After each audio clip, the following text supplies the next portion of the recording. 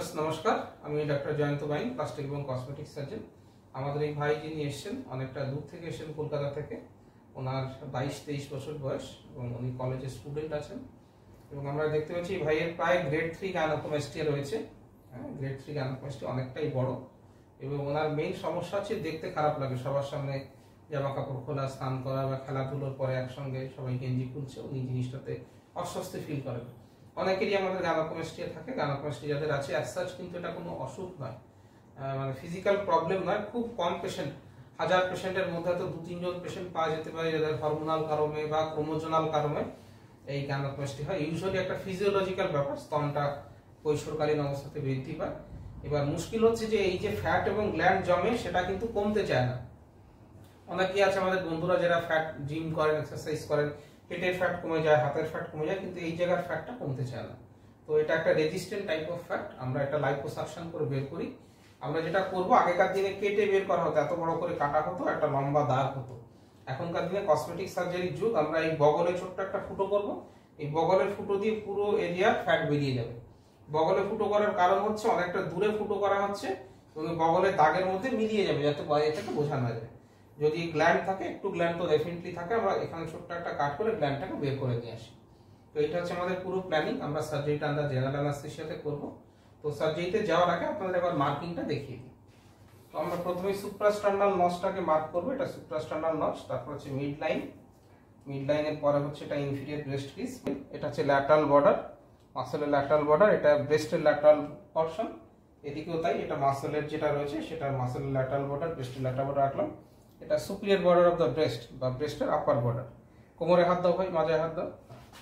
এবার এটা হচ্ছে মাসলের আপার বর্ডার, আবার হাতটা লম্বা করে দাও, 2 হাত। মাসলের আপার বর্ডার, আমরা মাসলটাকে স্কোয়ার মার্কিং করব, মাসলটাকে স্কোয়ার মার্কিং করব এবং ব্রেস্টের টিস্যুটাকে আমরা রাউন্ড মার্কিং করব এবং ব্রেস্ট টিস্যুটাকে আমরা রাউন্ড মার্কিং করছি। তো আপনারা দেখতে পাচ্ছেন এই গোল মার্কিং করেছি আমরা ব্রেস্টের। এইটা হচ্ছে মাসল, দেখুন মাসলটা উপরের দিকে উঠে যাচ্ছে, ঘাড় অবধি চলে গেছে, কাঁধ অবধি, এটা মাসল।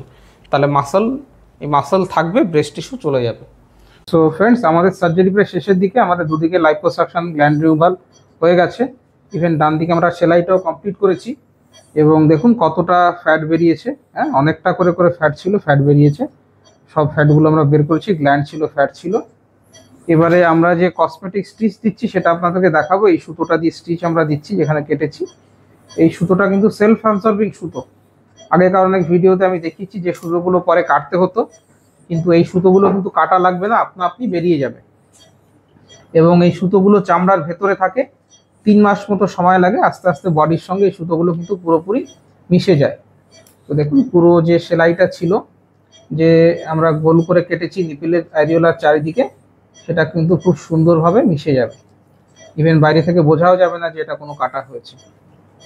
এবং দাগটা যেহেতু অ্যারিওলার চারিদিকে রয়েছে, অ্যারিওলা কালো থাকে এবং সেখানে দাগটা কিন্তু মিশে যাবে। তো এই যে সুতো দিয়ে সেলাই করা হচ্ছে, এটা সেলফ অ্যাবজর্বিং সুতো। এবং আপনারা দেখতে পাচ্ছেন আমরা ড্রেন দিয়েছি, আমরা এখান দিয়ে লাইপোসাকশন করেছিলাম। ছোট্ট একটা ড্রেন দেওয়া হয়েছে, যে ড্রেনটা আমরা 3 থেকে 4 ঘন্টা পরে আমরা ড্রেনটাকে বের করে দেব। এই ড্রেনটা দেওয়ার কারণ হচ্ছে এটা একটা সেফটি প্রসিজিয়ার। অনেক সময়তে অনেক ভাইরা তারা ড্রেন পছন্দ করেন না, বা অনেক সার্জন দেখান যে তারা ড্রেন ছাড়া সার্জারি করছেন, সেটা রিস্কি হয়ে যায়। যেরকম আমরা ধরুন বাজারে মোটরসাইকেল নিয়ে যাচ্ছি, আমরা হেলমেট পরে যাই, হেলমেট পরলে কি হয়, অ্যাক্সিডেন্ট হলে পরে মাথাটা বেঁচে যায়। সবসময় তো অ্যাক্সিডেন্ট হয় না, আপনার মনে হতে পারে যে অ্যাক্সিডেন্ট তো হয় না, তাহলে কেন পরবো, কিন্তু এটা একটা সেফটি প্রসিজিয়ার।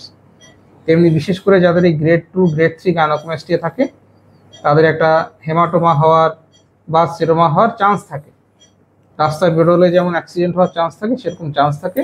এটা থাকলে পরে প্রথমেই আমরা বুঝে যেতে পারি যে হেমাটোমা বা সেরোমা হচ্ছে, সেই অনুযায়ী প্রিভেনশন করা হয়। বা ভেতরে যদি কোনো ফ্লুইড জমে, সেটা কিন্তু ইজিলি এই রাস্তা দিয়ে বেরিয়ে আসে।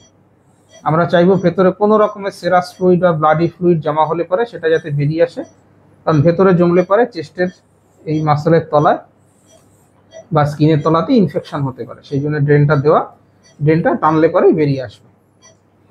তো আপনারা দেখছেন খুব সুন্দরভাবে ধীরে ধীরে আমি চামড়াটাকে ক্লোজ করছি। এবং এই সার্জারি করতে মোটামুটি 1 থেকে 1.5 ঘন্টা মতো সময় লাগে। আমরা পেশেন্টকে বিকেলবেলাতে ছুটি করে দেবো। তো আমাদের সার্জারি কমপ্লিট হয়েছে, আমরা ড্রেনটাকে কেটে ছোট করে দিচ্ছি তাতে আমাদের ড্রেসিং করতে সুবিধা হবে। তো আপনারা দেখলেন কত সুন্দর ফ্ল্যাট হয়ে গেছে। এবারে আমরা এই ভাইকে ওয়ার্ডে শিফট করবো। উনি এখন ঘুমিয়ে আছেন, কিছুই টের পাচ্ছেন না। ঘুম থেকে উঠে দেখবেন ওনার সমস্ত সার্জারি কমপ্লিট হয়ে গেছে।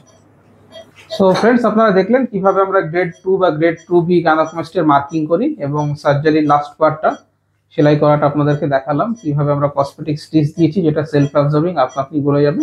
ড্রেন যেটা দেওয়া হয়েছে এটা একটা সেফটি প্রোটোকল, আমরা বিকেলবেলাতে এটা খুলে দেবো এবং ওনাকে ছুটি করে দেবো। তো গাইনোকোমাস্টিয়ার অন্যান্য ভিডিও, সার্জিক্যাল ভিডিও, লাইপোসাকশনের ভিডিও, পেশেন্টদের এক্সপিরিয়েন্স, সার্জারির পরে কি করতে হবে না, কতদিন পর এক্সারসাইজ করতে পারবেন, বাইক চালাতে পারবেন, অফিস কলেজে যেতে পারবেন, সেই সব নিয়ে আমার ছোট ছোট ভিডিও আছে। ভিডিওগুলো আপনারা দেখতে পারেন। যদি কোনো কমেন্ট থাকে কমেন্ট বক্সে সে কমেন্ট করতে পারেন, আমি প্রত্যেকটা কমেন্টের উত্তর দিয়ে থাকি। বা আপনার চেস্টের ফটো আমার নিচে হোয়াটসঅ্যাপ নম্বরে পাঠিয়ে দিলে আমি দেখে কোন গ্রেডের গাইনোকোমাস্টিয়া কি করতে হবে, কত খরচ হবে, সমস্ত ডিটেলস বলে দেবো। ভিডিওটা ভালো লাগলে লাইক করবেন, শেয়ার করবেন, চ্যানেলটা সাবস্ক্রাইব করবেন। ভিডিও দেখার জন্য ধন্যবাদ, নমস্কার।